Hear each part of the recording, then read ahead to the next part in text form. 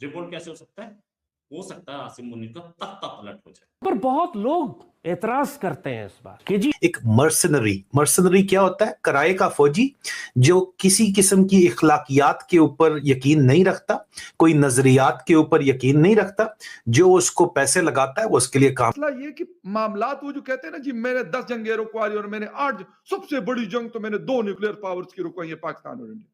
मजाक कर रहे हैं। फलस्तीन का क्यों कोई नाम नहीं लेता?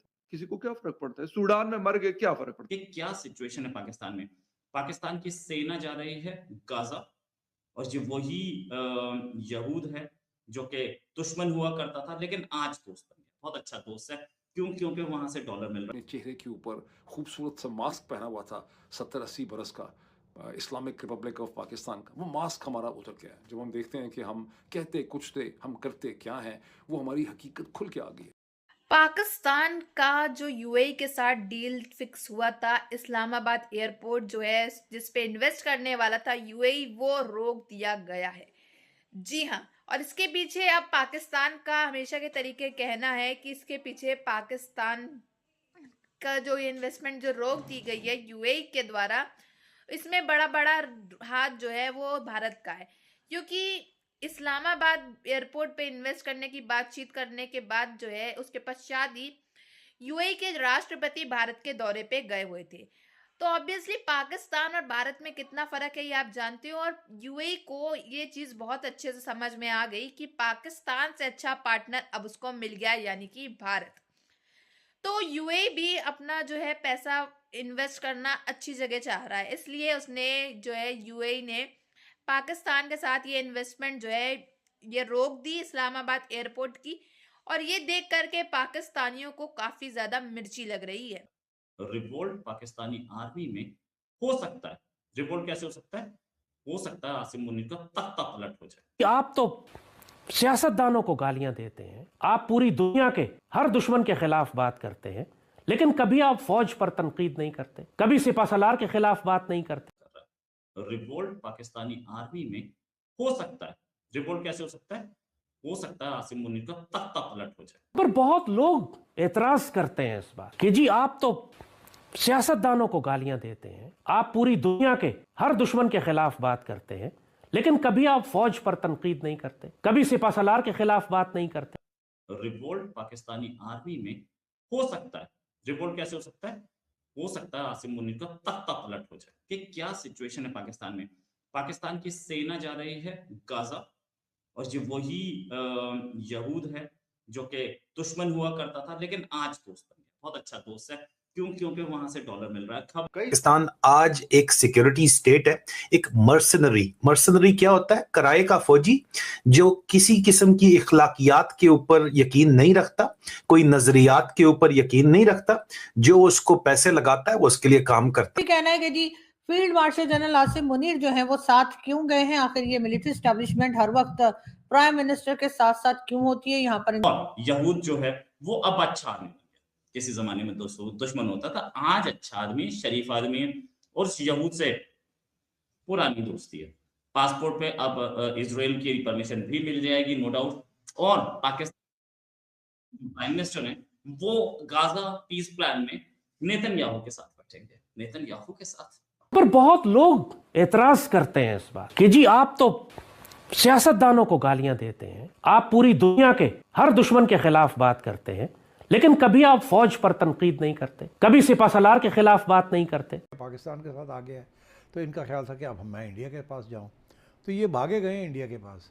अच्छा, वहाँ इनकी दाल नहीं गली। अगर इसको ना करते हैं तो डोनाल्ड ट्रंप नहीं माफ़ करेगा, और अगर हाँ करते हैं तो फंस जाएंगे। और जो डोनाल्ड ट्रंप कहेगा वो आपने हाँ में हाँ मिलानी है, ना नहीं हो सकती। फौज ने गलत काम कर लिया। एक साहब ने कल परसों मुझे तूफान अंगेज किस्म के मैसेजेस भेजे कि जी आप समझते हैं कि ये फौज गजवा हिंद करेगी, इसमें तो सूद का निजाम भी है, अंग्रेजी निजाम है, आप समझते हैं ये फील्ड मार्शल है, ये जनरल हैं जो गजवा हिंद करेंगे, ये तो देखें इसराइल के साथ जाके गजा पीस ऑफ बोर्ड के अंदर बैठ रहे हैं, जाके ये सारे सिलसिले कर रहे हैं। इन सारे बेवकूफों, अहमकों और जाहिलों को इसीलिए आज हम ये बात आपके साथ कर रहे हैं कि आपको हिकमत अमली वाजे कर दे। एक से एक बढ़कर सांप और नापाक और पलीत दुश्मनों से मिला हुआ पाकिस्तान की जड़ें काटने के लिए ऐसे में अंधे को भी नजर आता है कि पाकिस्तान की हिफाजत करने वाली सिर्फ एक जमात और ग्रोह है, वो पाकिस्तान आर्मी कि फौज यमन जाने वाली थी। और अब अल्लाह के फजल से हमने गजा के मामले में फौज को कन्विंस किया कि आपने मुजाहिदीन को गैर मुसल्लह करने वाली किसी फौज में शामिल नहीं होना। आखिर वजीर खजाना ने कहा ना कि हम किसी ऐसी कोशिश में शामिल नहीं होंगे। अगर हमारी नसीहत की वजह से पाकिस्तान की इतनी खैर हो रही है,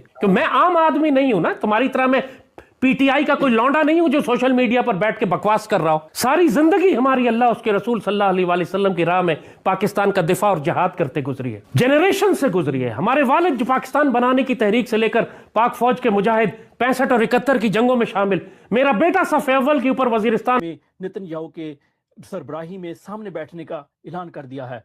हमें बचपन से चूरन बेचा गया था कि यरूशलेम 4000 किलोमीटर दूर है, और अब पता लगा कि नूर जहां के 4000 बेटे खून के प्यासे हुए जा रहे हैं और 4000 किलोमीटर दूर यरूशलेम पहुंचने वाले हैं।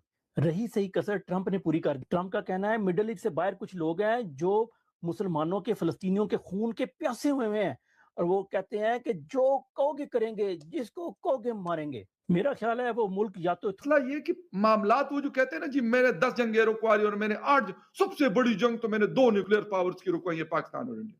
मजाक कर रहे हैं। फलस्तीन का क्यों कोई नाम नहीं लेता?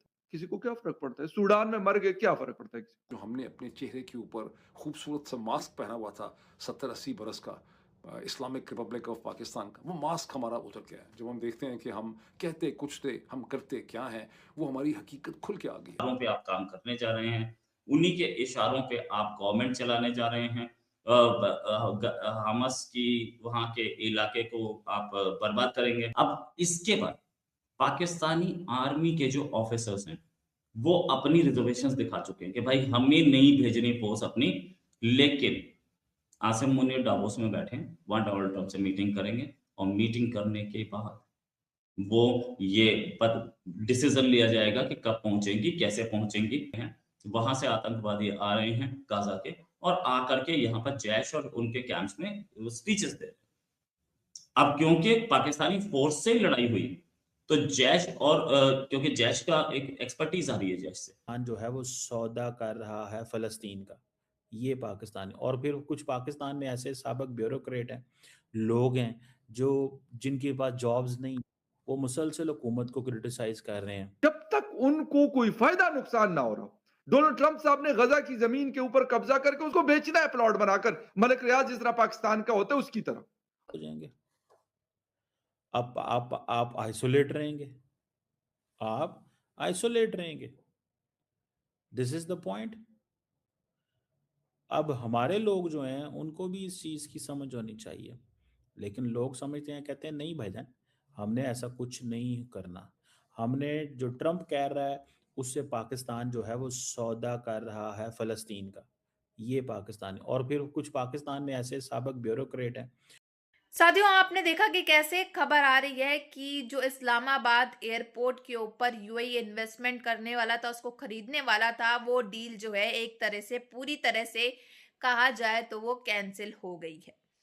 उसके पश्चात अब पाकिस्तान का जो, आप जानते हो, पाकिस्तान के जो प्रधानमंत्री हैं यानी कि शहबाज शरीफ, उसने नए साल पे बड़ी बड़ी बातें, बड़ी बड़ी बयान दिए थे कि हमारा पाकिस्तान तो आगे बढ़ता चला जा रहा है, काफी तरक्की कर रहा है, काफी पैसे कमा रहा है। ये कैसे कमा रहा है आपको बता दिया जाए। अभी तो आप जानते हो यूएई के साथ जो डील हुई थी, इस्लामाबाद एयरपोर्ट बेच करके इसको इन्वेस्टमेंट मिलने वाली थी।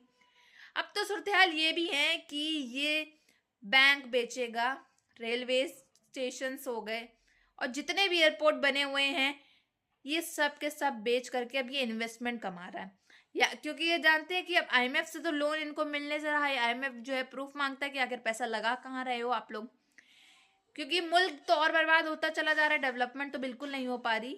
इस वजह से ये इन लोग का नया गेम प्लान था। लेकिन अब सबसे बड़ा बात यहाँ पे ये आ रही है कि यूएई जो इन्वेस्ट कर रहा था उसने कैंसिल कर दिया, और अब जो है यूएई को एक नया पार्टनर मिल गया है, भारत। भारत के साथ यूएई जो है नई डील्स, नई इन्वेस्टमेंट करने जा रहा है। उसको देख करके पाकिस्तानियों को काफी ज्यादा मिर्ची लग रही है कि भारत ने पट्टी पड़ा दी पाकिस्तान को, पाकिस्तान का एयरपोर्ट नहीं लेना है यूएई को। अब यूएई तो इतना समझ, यूएई के राष्ट्रपति को इतनी समझ है कि कहाँ पे इनको इन्वेस्ट करना है, कहाँ पे नहीं, तो भारत को तो ये चीज बताने की कोई जरूरत ही नहीं है। क्योंकि जो चीज सामने है वो सबको दिख ही रही है कि पाकिस्तान मुल्क कितने कंगाली में बढ़ता चला जा रहा है, कि इसको एयरपोर्ट्स बेचने पड़ रहे हैं अपने इन्वेस्टमेंट लेने के लिए। तो ये तो सूरत हाल है, और इन लोग का यही प्रोपोगंडा फिर से चालू हो गया है कि भारत ने भड़का दिया एक और मुल्क